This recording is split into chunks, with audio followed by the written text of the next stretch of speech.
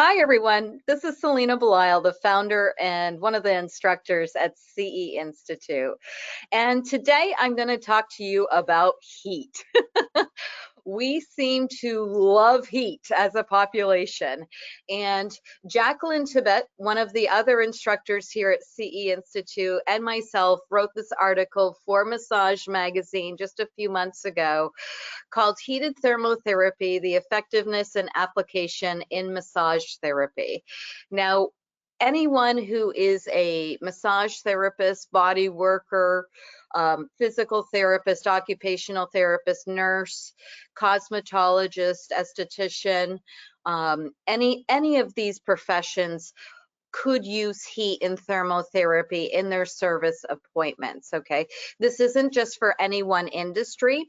I'm gonna go through different psychological and physiological effects of heat in this video, and I will also review the various applications. But please, if you wanna use one of these applications and you have no experience doing so, we need you to seek additional training on how to apply so that nobody gets burnt or injured, or you're not providing something that might be contraindicated and injuring a client further if they're coming for an injury, which is why you're seeing them.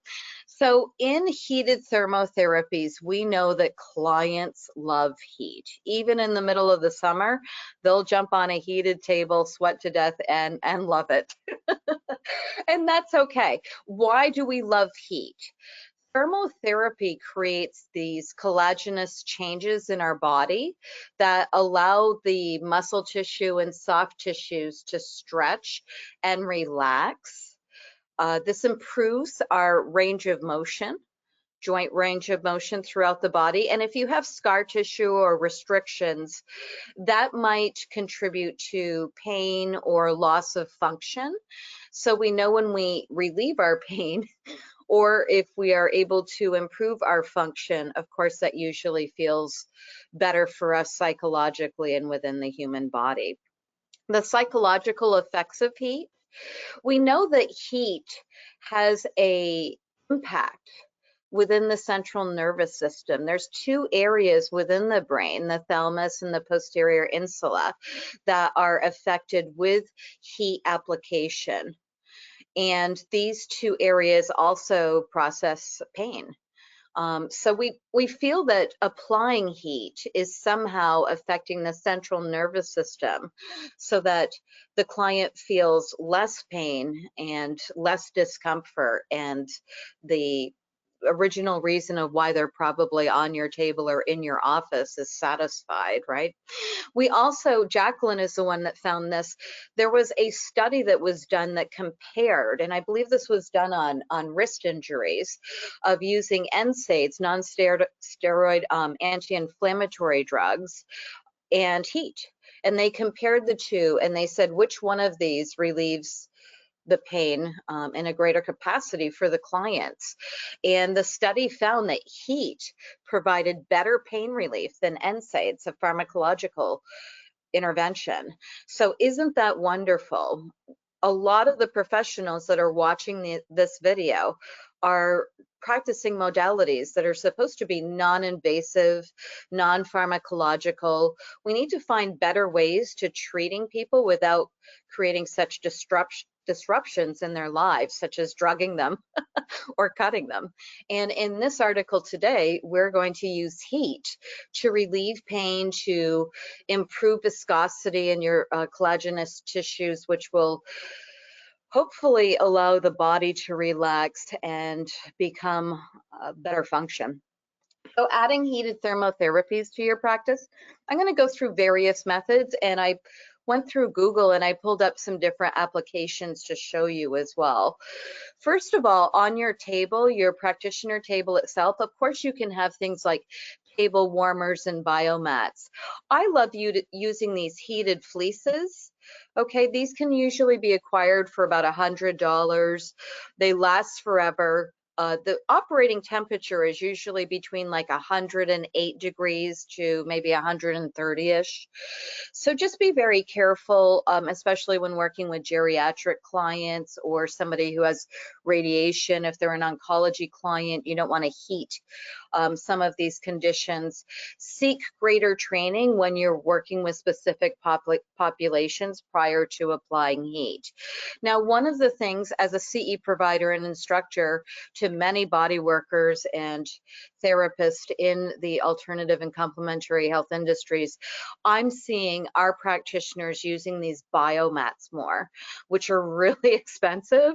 I'm seeing here online the biomats being advertised for anywhere between $700 and $1,700, and the therapists that are using these swear by them. So I can't give you any personal stories or experience about working with them, but if you're looking to heat your table without the fleece, these biomats seem to be a growing popularity. And usually when something's growing in popularity, it is because it has some type of therapeutic benefit to it. Now, the next heated application that I'm going to discuss with you today is hot towels. These are my favorite. They're easy. You can purchase a hot towel cabbie to store hot towels. I like using these mini towel units, and I have been practicing a lot of on-call in-home services these days. The past 10 years I've been living in Miami.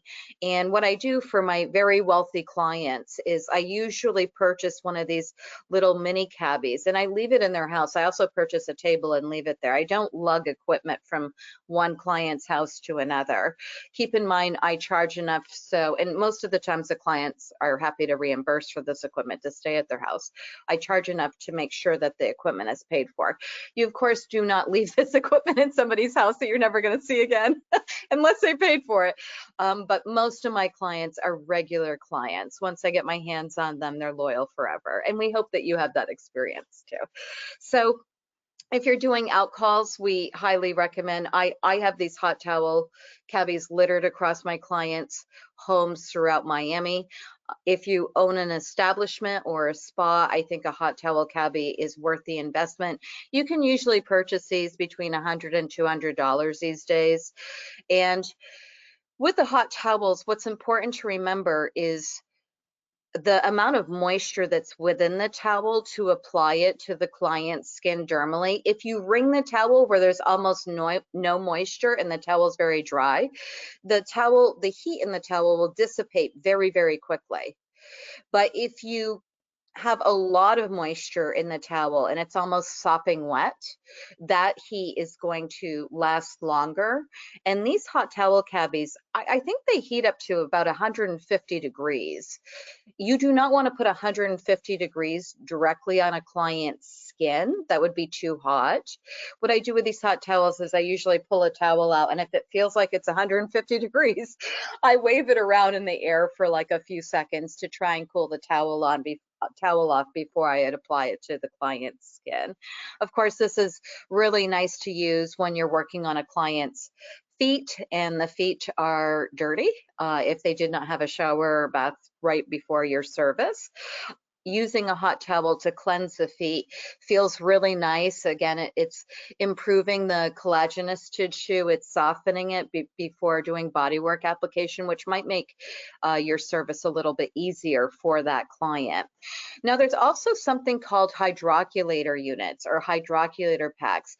You'll often find these in a in a physical therapy practice or an occupational therapy practice. I'm just trying to look here. I had looked up hydroculator units and I'm not seeing it. Give me just one second. Here we go. So here's some hydroculator units. I like using the smaller one. If you are in a PT or OT practice, of course, you would probably invest in one of the larger ones. But in a spa or massage therapy practice, I usually use the smaller ones, or if you have many different treatment rooms with a limited budget, getting one of these smaller ones is probably worth it. Now, there has been a change in these hydroculator packs over the past couple decades. When I got my first hydroculator unit in the mid-90s, the there's like a clay material in the canvas bag, and it used to be much fuller than what it is today. So if you used to use one of these hydroculator packs and now 20 years later you're going to reinvest in one because you're back on the heat bandwagon, just keep in mind that you probably remember these canvas bags would often tear 20 or 30 years ago, and then you would have clay and sand material and in the bottom of your hydroculator, and it would get all over the bags and it would be slimy and messy. Well, to fix this problem, these hydroculator unit manufacturers filled the canvas bags with less material. So they're still going to become nice and hard and full of moist heat for you in that wet clay, but they won't be as compacted as previous decades. Now be careful, your hydroculator unit can heat up to about 150 to 160 degrees. Usually on hot towel or hydroculator units, there is no temperature gauge, unlike hot stone application where you can usually turn the heat up or down on your stone warming unit. You cannot usually do this on a hydroculator, the little small one, or in a hot towel cabbie. So also keep in mind that you can burn the skin within about a minute with about 120-degree hot water, some statistic close to that effect. You do not want to apply any heat at these temperature ranges directly to the skin. You want to make sure there's barriers there. Okay, so if you're going to do your hot towel application, you don't need a barrier. But if you're going to use something like hot stones, or you're going to use hydroculator and they're going to stay in one place, you would definitely have a barrier between the stones, placement stones that you'd put directly on the skin, or the hydroculator, that canvas clay pack. There's got to be barriers there too. And if you're unfamiliar with this, we have a hot stone training program at CE Institute for those who want to learn more about how to use stone and thermotherapy in a hot stone application. And if you want to do more training in hydroculator, there's actually quite a few great YouTube videos out there from different universities and colleges. Sometimes there's instructions that will come with your unit about best applications. You can always contact the manufacturer. They'd be happy to sell you plenty of terry towels and these cloths that you can wrap the hydroculator packs into and more. So going back to our article, I want to review, I skipped aromatherapy bath or shower application. Of course, when somebody's taking a warm or hot shower or bath, this alone can affect the skin. It can increase blood flow. It can help the tissues soften before you've even set your hands on them.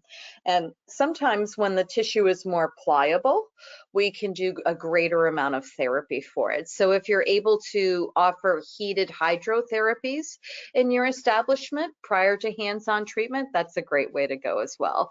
If you can add aromatherapy to those treatments, and we do teach aromatherapy at CE Institute, there are many different essential oils that you can add that can create additional therapeutic benefit in addition to the heat and the hydrotherapy itself. Now, heated poultice and herbal bolus bag treatment. We do have an Ayurvedic program at the school, and we do have this 6-hour Ayurvedic Indian poultice body work. And we even teach you how to make your own poultices, because today when you purchase two poultices, I think it can cost as much as $25. They're beautiful, they smell amazing, they're a great take home for the client. You would never use a poultice from one client to another. You can't sanitize them, unlike hot stones, which can be washed and sanitized between clients. And the canvas packs of a hydroculator unit, they're always covered in barriers. So you wash the barriers, you don't wash the packs, but they are reusable. With poultices, they can be heated. They feel wonderful with heated application. The thing is, they're applied directly to the skin dermally, so they become contaminated with whatever bacteria, virus, parasites is living on the client's skin that's now in your poultice bag. You would not use that on another client. Usually what we like to do with these is give them to the clients at the end of their treatment and tell them to take them home and have a nice bath at the end of the evening with the poultices in the bath. And that's another way to get some of the great efficacious material within the bag into them dermally through a nice poultice hot bath. So we have the Ayurvedic bolus bag treatment training here. We also do the hot stone massage training here at CE Institute. I do want to give you another free resource, which at Massage Magazine, massagemag.com, where we're reviewing this article right now. We have another article called Hot Stone Safety. This is how updated protocols protect your practice. And in here, I wrote a number of different protocols that we're teaching here at CE Institute. This doesn't replace our live training, but it gives you a lot of updated information. If you were already trained in hot stone massage, maybe 10 or 20 years ago, there have been quite a few updates of things that are no longer practiced or retired practices, because in the profession of massage therapy, in the massage therapy industry, the number one injury to clients, and to my knowledge, the number one insurance claim for clients is hot stone massage. It's not deep tissue or neuromuscular or any other aggressive therapy. It's actually the misapplication of hot stone massage. So we no longer, an example of retired practices is we no longer allow clients to lie on stones. Okay, this should have never been practiced. You're not supposed to lie on hydroculator packs either. You should never lie on top of a heated modality. And for whatever reason, this is how it was taught for decades, and that is one of the retired practices. We also no longer allow placement stones direct on the body, and just like you wouldn't put a hydroculator pack directly onto a client's skin, it's too hot. Same with the stones. When they're moving, we recommend an operating range between 120 and 135 degrees when you take our hot stone training. When these stones are moving on the body at that temperature and constantly being flipped in your hands, that's an acceptable operating range temperature. But if you're going to leave the stones in one place, there needs to be a sufficient amount of barriers when you're 120 to 150 degrees, whether it's the stones or hydroculators packs, and you want to make sure that the client is not getting burned. One of the ways you can make sure the client isn't getting burned is simply by pulling back those barriers and physically looking at the skin and making sure it's not red or purple or beyond a discoloration that looks unhealthy. Now, heated body wraps. We have taught this at the school in the past. We're not teaching it right now. This probably will be added to future curriculum, but there's many different heated body wraps that are in practice today. I know with the brand Dermalogical, they actually have this thermal dermal warmer that you can add. You put about 2 teaspoons in it. It has this sodium some type of sodium ingredient that actually automatically heats the mud or any type of what do they do, like collagen treatments with these full body wraps, seaweed treatments, slimming treatments. If you want to heat it without putting it in the microwave, Dermalogica has this little canister that you can add some of this ingredients as long as the two are compatible, and it heats the application. And Dermalogica also makes different full body treatments that you can put this thermal heater in, and it's a pretty cool application. It like heats right there in your bowl without a microwave or any other heating element. Also with heated body wraps, you can simply apply the wrap to the client and then wrap them. And many times people use heated blankets. There are actually different heated blankets that were manufactured specifically for dermal wrapping, full body wraps. So these are all different types of things that are available on the market. Just prior to practicing these, please make sure you have sufficient and adequate training so that you're not applying this to somebody who could be contraindicated. There have been people who have died in full body wraps. I believe one of the cases was somebody who was allergic to seaweed, and they had a full body slimming wrap which was encased in seaweed, and this slimming wrap is, they went in to lose a couple pounds and died instead. So please make sure you have adequate training prior to applying these. Now, one of the last heated thermotherapies we're going to discuss with you today are paraffin treatments. Now, paraffin can be messy, so they do have individual treatments that are on the market today. You can see right here, there's examples of people dipping their hands in the tank, but if you look, they've also made these little bags that can be heated, that you can have individual applications. And there are also these individual bag heaters. And in these individual bag heaters, if they're still available on the market, I haven't seen them for a few years now. I usually found them at spa and bodywork trade shows. But there was a lot of steam that would come out the top, and I'm guessing somebody got burnt. Maybe they're not manufactured anymore. Maybe you still have one at your spa. I think they're incredible. Just again, make sure you have proper training before you use some of this equipment, because injury can happen when you're not properly trained or you don't understand how to properly use some of these things.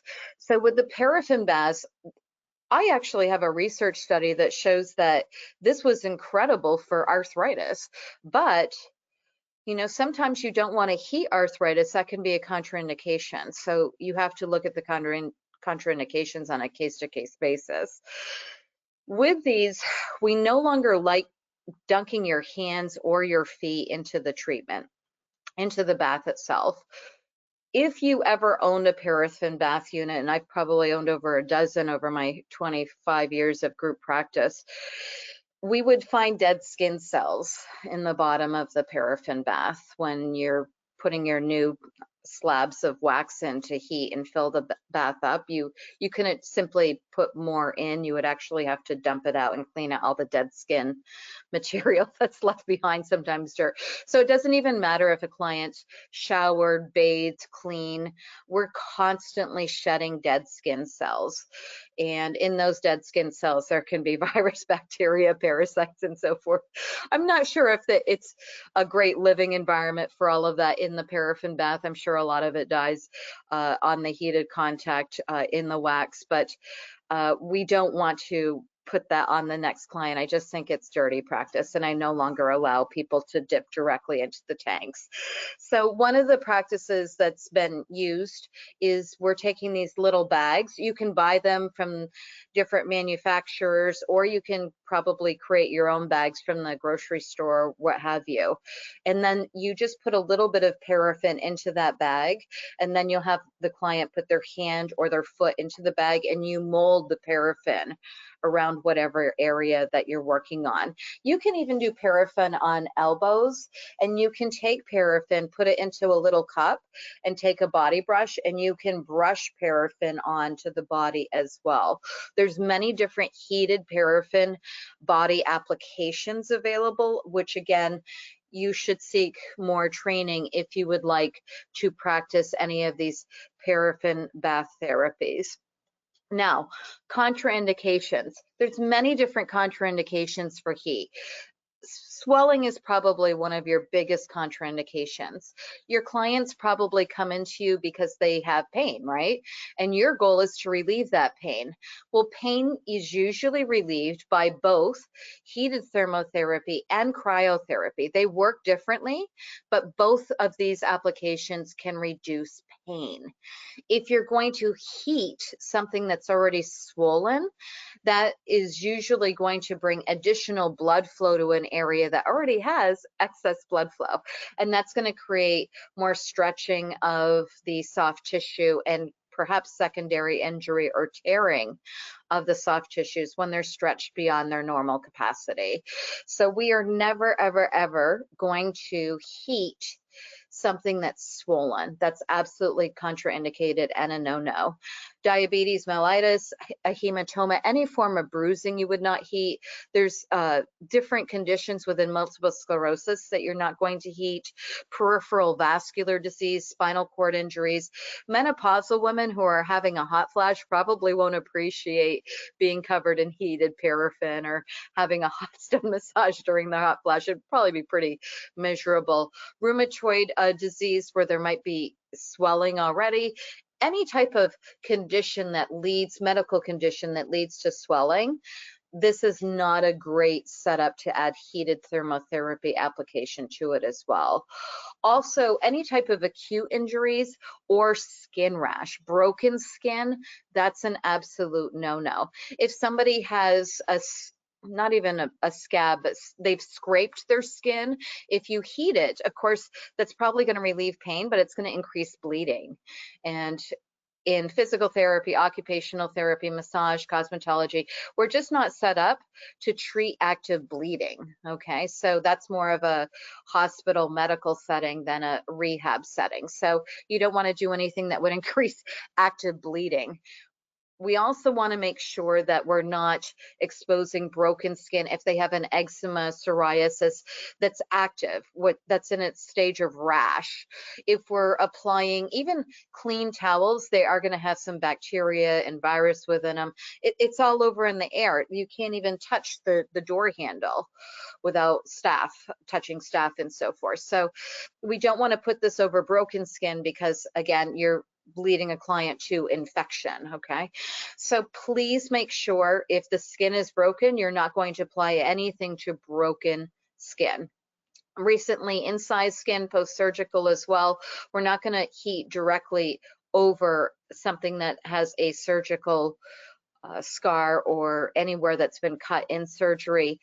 We want to make sure that we allow this area to heal and there's adequate proliferation within the skin before if the swelling's gone and there's no possibility of swelling, then of course you can heat something that's post-surgical. Just make sure that the area where the surgical incision was applied, even if it was with a scope and just a tiny dot, make sure that's perfectly healed before you're putting heat over that.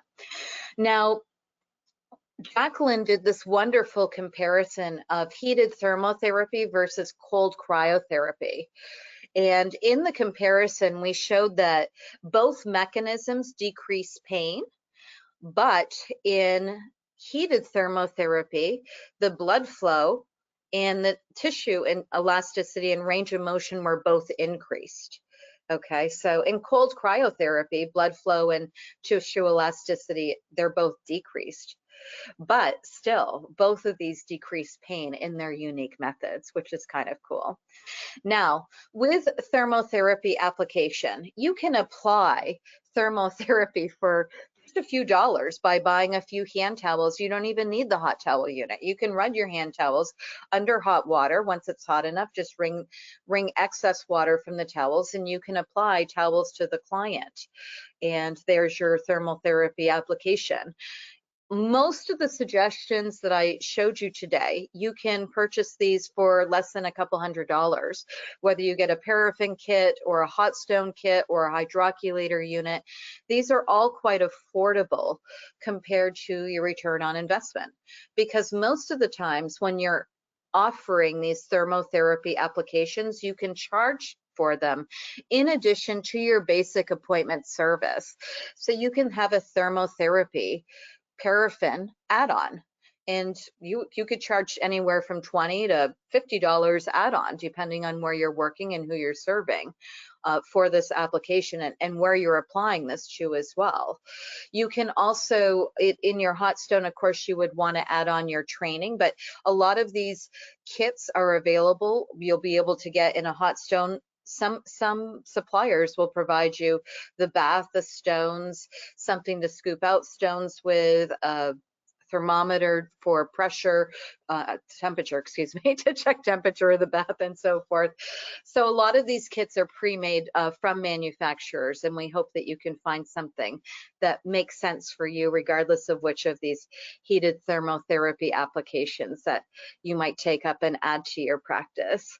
So again, my name is Selena Belisle. I'm the founder and one of the instructors here at CE Institute. You can find this article again at Massage Magazine. Their domain is massagemag.com. Additional training with us here at CE Institute, whether it be with Jacqueline or myself, you can find us at ceinstitute.com. That's CE as in continuing education. We hope you enjoyed all the various methods of heated thermotherapy that you can add to your practice, and we hope to see you for more training. Until then, be safe.